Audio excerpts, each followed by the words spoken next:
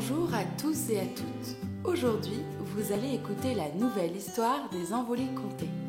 Je vous laisse avec la sorcière des bois verts, épisode 1.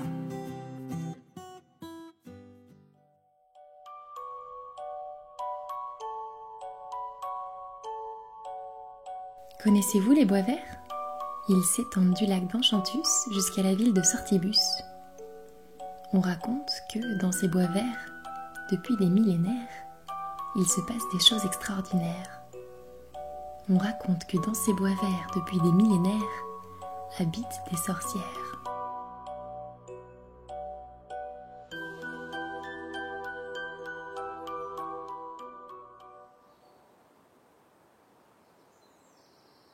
Tout au fond des bois verts habite une sorcière appelée Picpus. Cette sorcière est très solitaire. Elle vit seule dans un grand manoir. Pour lui tenir compagnie, elle a un gros chat touffu et paresseux nommé Phébus, une tribu d'araignées toutes velues et un vieux balai volant défraîchi. La tribu d'araignées a établi son campement dans la bibliothèque au 2e étage. Elles tissent silencieusement leur toile entre les grimoires, à l'abri des courants d'air. Le gros Phébus, lui, passe ses journées à ronronner dans la cuisine à côté du grand fourneau. Quand la nuit tombe sur les tourelles du manoir, il s'étire, se lèche la patte droite et va faire un petit tour dans les gouttières de pierre.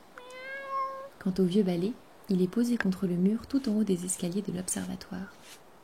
Cela fait des années qu'il n'a pas servi, car notre sorcière a le mal du pays. Impossible pour elle de quitter son manoir, ses grimoires et son élevage de cafards. Il faut dire que la Picpus habite un drôle de manoir. Il est dans sa famille depuis des générations et il tient encore debout grâce à plusieurs sortilèges et inventions.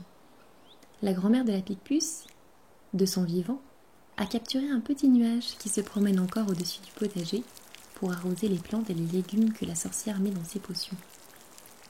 Le gros caillou argenté perché sur le toit, c'est un attrapeur de lune. Il capte les rayons de la lune pour éclairer les pièces les plus sombres du manoir. C'est sa grande tante qui l'a installé. Quant à la Picpus, elle a fabriqué une petite hélice qui tourne même sans vent. Lorsqu'elle part cueillir des herbes folles dans les bois, mais qu'elle a une marmite sur le feu, elle accroche l'hélice à sa louche pour remuer la potion. La Picpus a quelques copines qui habitent les environs. Tous les dimanches après-midi, elles viennent siroter une infusion de potimarron et grignoter des madeleines de marjolaine dans le manoir des bois verts. Elles parlotent et papotent et échangent leurs incantations de sortilèges et leurs recettes de potions magiques. Mais ce dimanche n'est pas un dimanche comme les autres.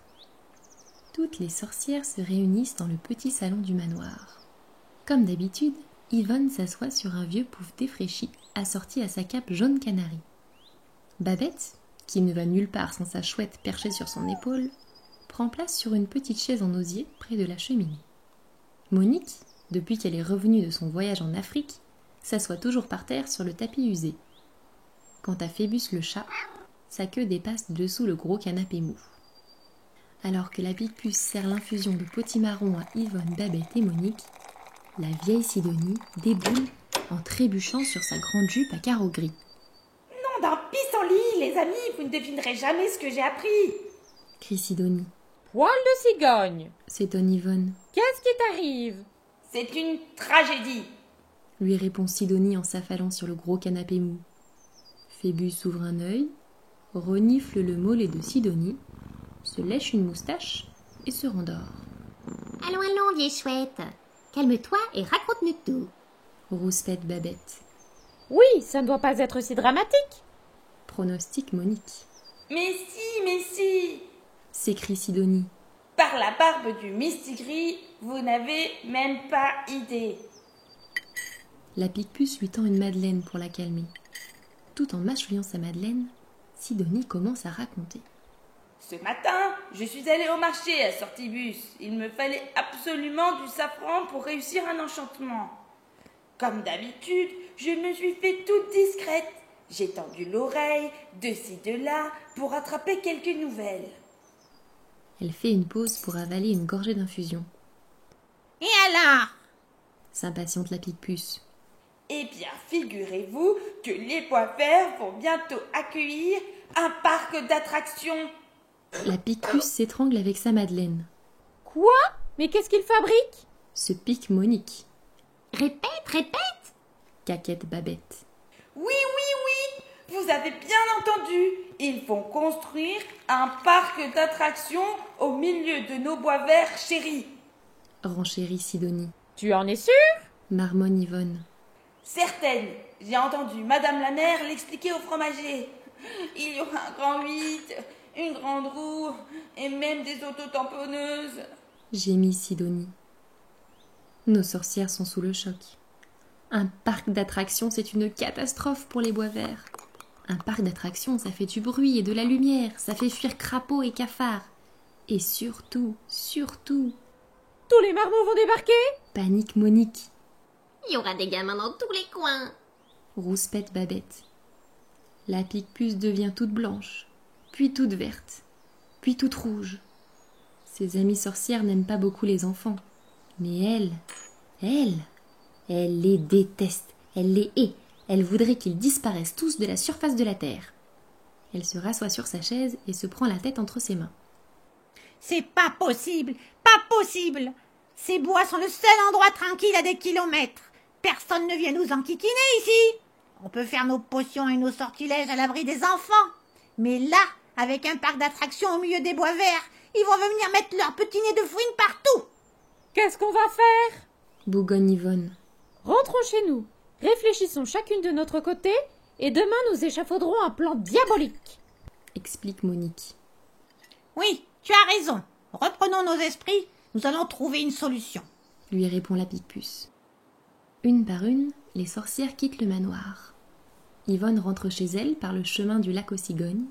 Babette et sa chouette prennent la route des alouettes. Monique passe par le carrefour des vipères à Spic. Et Sidonie traverse le pré au pissenlit. La Picpus se retrouve seule au milieu de son salon. Elle rumine. Un parc d'attractions, manquait plus que ça. Toutes les sorcières de ma lignée ont habité dans ces bois verts. Je ne les laisserai pas venir mettre leur manège et leur barbe à papa partout chez moi. Phébus, qui a suivi d'un œil toute la conversation entre les sorcières, s'étire et sort de dessous le canapé. Il saute sur les genoux de la Picpus et ronronne pour rassurer sa sorcière. Oui, tu as raison, mon chat. Cette pauvre Sidonie est un peu dure d'oreille. Et puis elle perd la boule un peu ces derniers temps. Elle a peut-être mal compris. Pour l'instant, je n'ai rien remarqué de suspect dans les bois. Attendons de voir.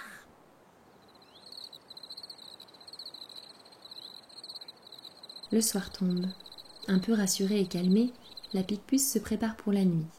Elle détache ses longs et beaux cheveux gris et les tresse en une natte épaisse. Elle avale un bouillon de poivron parfumé à l'estragon et se met au lit avec son livre préféré, Les aventures d'Anouchka, la sorcière aux 40 chats. L'attrapeur de lune avale les rayons d'opale de la lune et le petit nuage verse une fine bruine sur les légumes du potager. Dans la cuisine au bout de la maison, la louche touille une potion vert de gris dans la grande marmite grâce à l'hélice qui tourne toute seule. La Picpus dort tranquillement dans son lit de flanelle, son livre posé sur son ventre. Elle ne se doute pas une seule seconde de ce qui l'attend le lendemain.